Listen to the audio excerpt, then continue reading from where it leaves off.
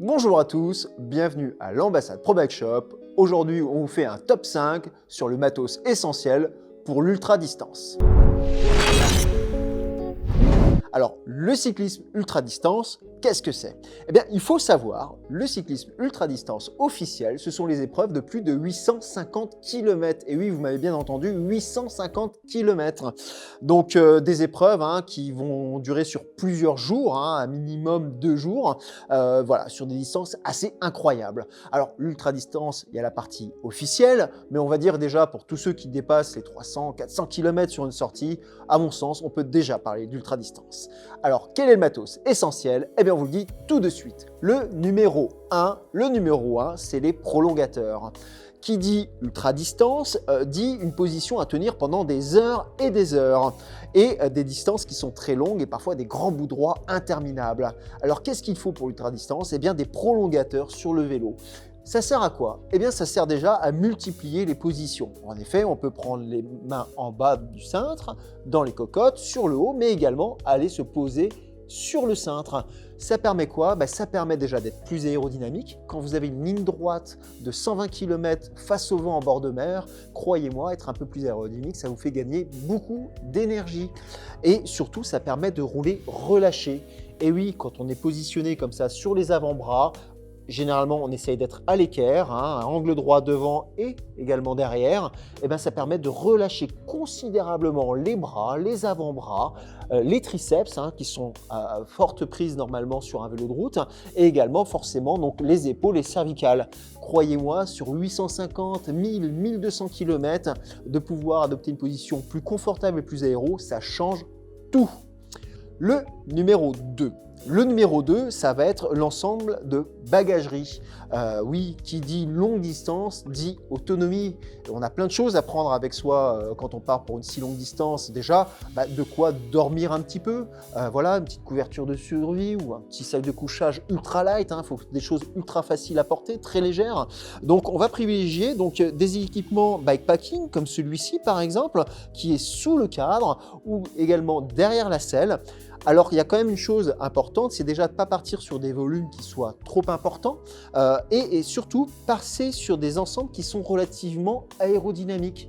L'idée, c'est pas d'avoir des bagageries, des sacoches qui soient très volumineux avec des grosses prises d'air, puisque en effet, voilà, une prise d'air sur un vent 3/4 face pendant des centaines de kilomètres, c'est de l'énergie perdue. On va passer enfin au confort, le numéro 3. Le numéro 3, c'est le cuissard. Oui, aujourd'hui, bien entendu, qui dit longue distance, ça dit des heures de selle, ça dit mal aux fesses, normalement au bout d'un moment. Donc rien ne sert d'avoir une selle confortable si vous n'avez pas le cuissard qui va avec. Un cuissard confortable, c'est déjà un cuissard qui est adapté à votre morphologie. Il existe des cuissards avec différents niveaux de qualité. Bien souvent, ça va se jouer sur la qualité de la peau de chamois. C'est ce qu'on va retrouver à l'intérieur. On va retrouver des peaux de chamois qui vont être en gel, des peaux de chamois avec différents types de densité.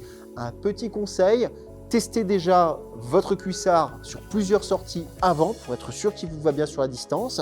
Et puis, ne lésignez pas trop sur le budget cuissard parce que ça peut vous sauver les fesses. Et oui, carrément, vous sauvez les fesses. Petite astuce qui va bien pour le cuissard, la petite crème, tout simplement. Si vous voulez passer la distance avec un petit peu moins d'inconfort pour éviter les frictions, les frottements, la crème peau de chamois, ça vous fait le travail et ça vous permet de repousser de quelques heures ce mal de fesses et de mieux vous accompagner.